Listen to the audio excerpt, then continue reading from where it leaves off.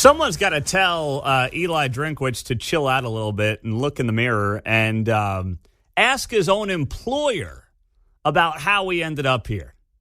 Good morning. Happy Monday. Welcome back. It's great to start the week with you here on KCMO. Listen, Eli Drinkwitz, who is the head coach of the Missouri Tigers football team, I'm sure he's a swell guy.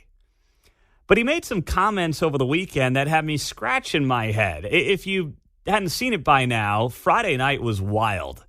If you're a KU, K-State fan especially, you now can start planning road trips to Tucson, Arizona, Utah. I mean, you can start going all over the country now because the Big 12 added Utah, Arizona, and Arizona State 8 days after adding Colorado.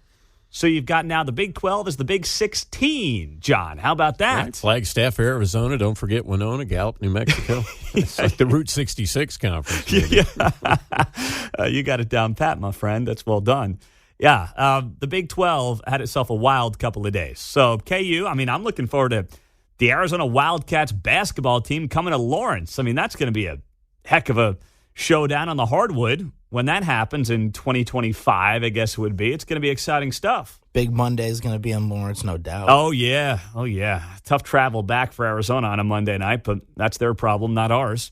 So it's crazy. But now on the other side of the state line, Missouri's football coach, Eli Drinkwitz, he does this press conference, and here's what he had to say about conference realignment, taking the holier-than-thou, what about the kids approach. My question is, did we count the cost? I'm not talking about a financial cost. I'm talking about, did we count the cost for the student-athletes involved in this decision? What cost is it to those student-athletes? We're talking about a football decision. They based off football, but what about softball and baseball who have to travel cross-country? Do we ask about the cost to them? Do we know what the number one indicator of symptom of or cause of mental health is? It's lack of rest and sleep. Traveling in those baseball, softball games, those people, they travel commercial. They get done playing at 4. They got to go to the airport. They come back. It's 3 or 4 in the morning. They got to go to class.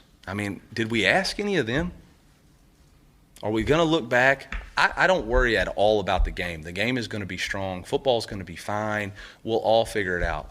But did we consider the people that we are entrusted with? Did we consider the student athlete? Because then we're asking them to go out on their own to get NIL. We didn't say we're going to revenue share. We're not saying they're getting a piece of it.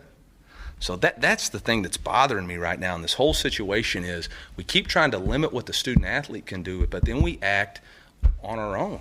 So many thoughts. That's Eli Drinkwitz, Missouri's football coach, in the wake of the Big 12 adding 3 new teams over the weekend. First off, Eli Drinkwitz is paid handsomely to be a mediocre football coach at Mizzou. He is 17-19 in 3 years, and he got an extension and a pay increase from $4 million a year to $6 million a year late last season. Why did he get that? He got that because of the tremendous amount of money coming in to college football and to his program, courtesy of Fox and mostly ESPN, but, the TV networks that pay enormous sums of money to air these games. That's how a guy like Eli Drinkwitz gets to make $6 million a year when his record is 17-19 in 3 seasons on the job. But now he's got a problem. Now he's like, well, what about the kids? Did anybody ask the baseball players about this? Stop. Please, coach, stop. Go coach high school ball for $45-50 a year if you're truly worried about the kids. You're a college football coach that's set to make $6 million this year. And you want to act like you're standing up for the kids? Maybe you are to a degree, but it's completely disingenuous.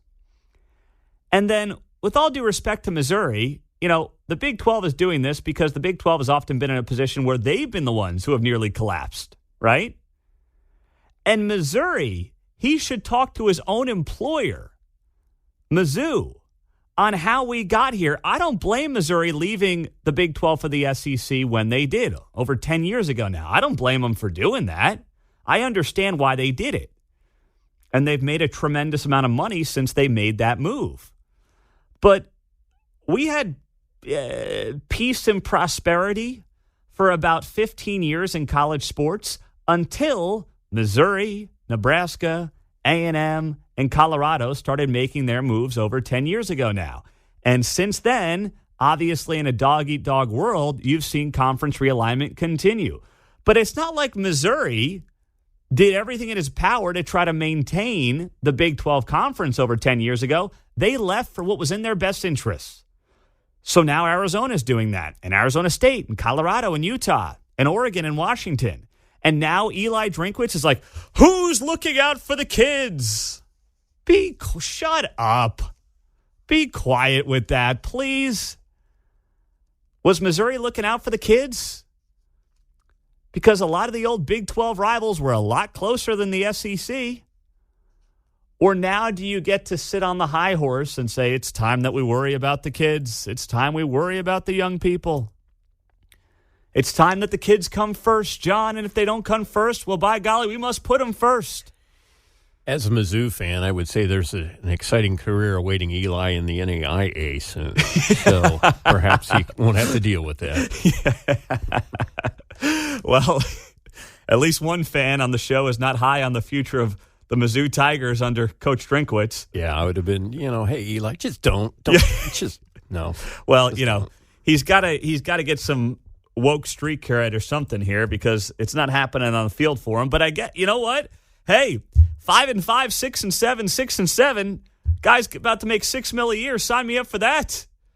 You going to be betting heavy on the Missouri Tigers this year, Mark? Or are you going to lay low on Mizzou? I'm not betting on Mizzou. I bet once and they lost last year. So. One bet on Mizzou and he was done. That's it. I was out. He was. KU did much better for me. Well, KU was a money bet last year. I'll tell you what, Vegas kept undervaluing KU. Then they got off to that 5-0 start. Now they finished 6-7, but hey, the 5-0 start was pretty hot. Mizzou ducked them in that bowl game, too. That's right. Yeah. A lot of KU fans do feel that way. 913-408-7710. Pete, I went to Mizzou, almost never saw a student-athlete in class. Well, that's the bigger point here. The bigger point is that college athletics, I think that college athletes, we're at the point now where college athletes should simply major in their sport.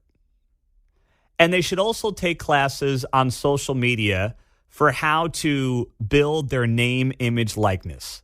That's it. And then if they realize, they're not going to go pro in their sport, they're not going to coach in their sport, and they're not going to be an influencer because they weren't big enough deal, then they can go get a master's degree in something that gets them a real job. But the notion that we've got these student athletes now, trying to take a normal course load like the rest of college kids is completely out of control. 913-408-7710. The travel will be tough, but I think that they'll end up creating some type of pod system where you play the people in your region more so. And then, from there, you just kind of play the teams that are 1,000, 1,500 miles away once in a while. Let's say hi and good morning at 7:15. Zio Ricardo, what do you got for me? Yes, my adopted nephew, Pete Mundo.